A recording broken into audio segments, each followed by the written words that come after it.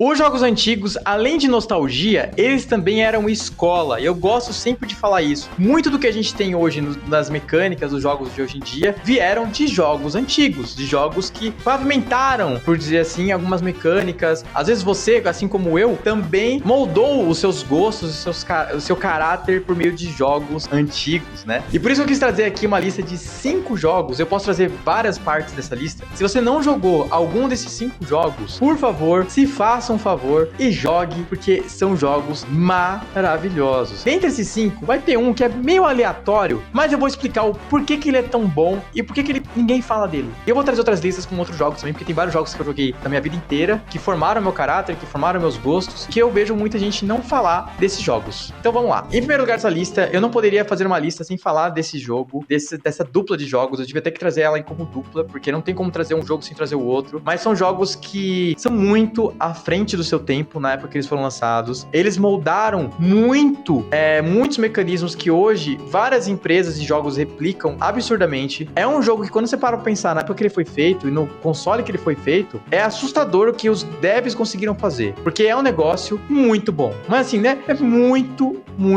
bom, que é o Zelda Ocarina of Time e o Zelda Majora's Mask. Os dois jogos, eles são riquíssimos em ambientação. Eles têm uma trilha sonora que eu nunca vi nada igual, acho que só Dragon Quest ou, enfim, os jogos japoneses, né, Mario, que chegam perto disso. Eles têm uma história e uma narrativa incríveis. O Zelda Ocarina of Time era um mundo aberto, antes de ser popular o mundo aberto, né? Você podia ali, você não sabia muito pra onde ir. Na época que a gente não sabia inglês, então a gente tinha que ficar olhando detonado. Tem os templos, tem toda uma mudança, uma ambientação, então uma hora você tá numa floresta, na outra hora você tá no Templo do Fogo, num vulcão, outra hora você tá num deserto, outra hora você tá na parte das águas, e o Majora's Mask ainda tem uma aura bem dark, assim, e eu lembro de jogar isso, assim, das músicas, quando eu era pequeno, assim, de eu ficar ouvindo as músicas, vendo meu irmão jogar, ou quando eu podia jogar, ficar andando ali por aquele mundo. Pra mim era como se eu fugisse do meu mundo e entrasse naquele mundo, vivesse um pouco aquela história fantástica, com uma narrativa incrível, que era muito madura até pra mim naquela época. Era tudo muito bonito, muita cor, e eu sinto que, e muita beleza, eu sinto que faz falta nos jogos hoje, essa liberdade, essa beleza. Acho que só os Zeldas mesmo conseguem trazer isso. Comenta aqui embaixo se você concorda ou não, inclusive.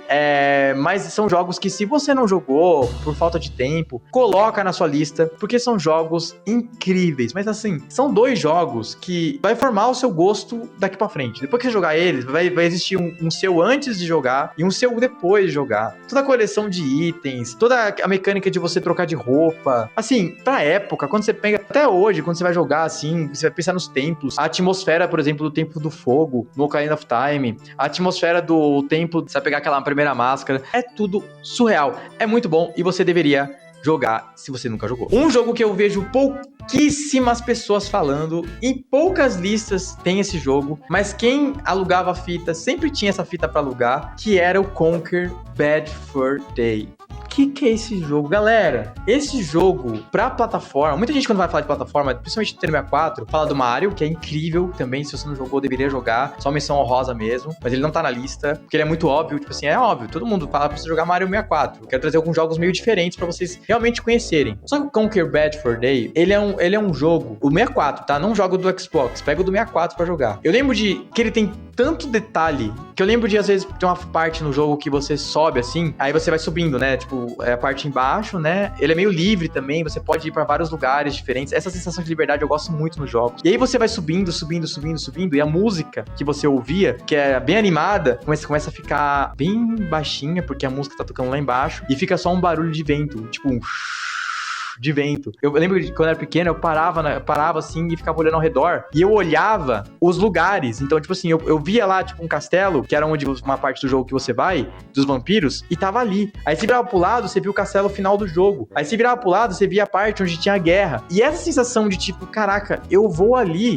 Eu não sei se você tem isso. Comenta aqui embaixo se você tem isso. Eu acho um negócio incrível, e eu vejo poucas pessoas aplicarem isso. A trilha sonora é fantástica, a história é super envolvente, é um jogo divertidíssimo. mesmo. Você ri com ele do começo ao fim. Ele tem várias sacadas legais, várias referências ao cinema, com vários filmes, mas vários filmes. Na época eu nem conhecia tanto, hoje que eu conheço mais, que eu lembro assim, eu falo, nossa, que incrível que era na época ter essas referências. Tem referência a Resident Evil, tem referência a Matrix, tem referência a Alien. Ele tem uma pegada muito legal que você, depois que você zera, você vai liberando os capítulos, você pode rejogar os capítulos. Eu lembro que eu ficava jogando de novo alguns capítulos que eu gostava, como o da guerra, por exemplo. E ele tem um multiplayer que eu até hoje não vi nenhum multiplayer tão top, pra não falar outra palavra, do que esse. A gente tem muitos multiplayers com vários modos por aí, mas galera, naquela época já tinha o rouba-bandeira, já tinha um modo rouba-bandeira, você já tinha modos de jogo de deathmatch, você tinha dentro do multiplayer ali, pra 4 pessoas, é o multiplayer mais incrível do 64, sem dúvida, porque são vários modos de multiplayer, os gráficos pra época são incríveis, tanto que até hoje você tem dificuldade pra rodar no emulador, dependendo da sua máquina, o emulador não roda 100%, ele cai os frames, o multiplayer era insano, e você podia jogar com bot. Eu sempre gostei de multiplayer, que você podia jogar com bot, porque eu sempre fui muito ruim em multiplayer, então eu gostava de jogar com bot, porque no bot eu ficava lá brincando. Eu sempre gostei de olhar jogo como brinquedo. Eu brincava,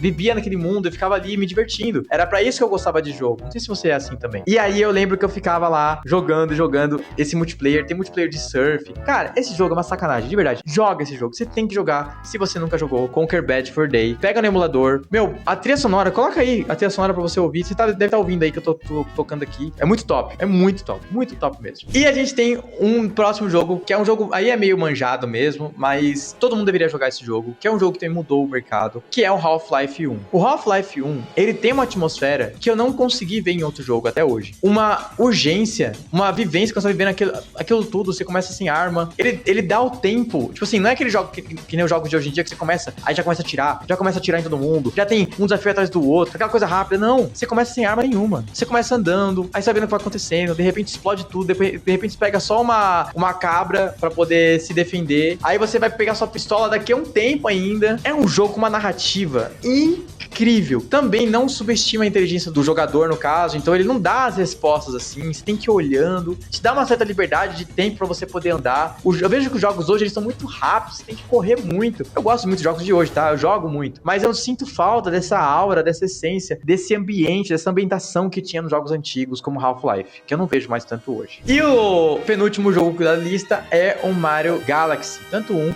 quanto 2. Na minha opinião, é uma das melhores trilhas sonoras de todos os tempos dos jogos e é um jogo sensacional. Assim, eles acabaram de lançar o bundle ali com 1 ou 2. Joga, pega quando for possível, pega o 1, depois pega o 2. Eu tô jogando de novo eles e eu só vejo como é incrível a trilha sonora, como é divertido jogar e como ele era muito, assim, inacreditável pra época. Eu lembro de ver aquele veludinho na época, aquele veludinho que hoje em HD você não percebe tanto mais, mas na época, como era TV de tubo, você percebia mais. Tinha um veludinho, assim, nos mundos e, cara, aquilo era muito...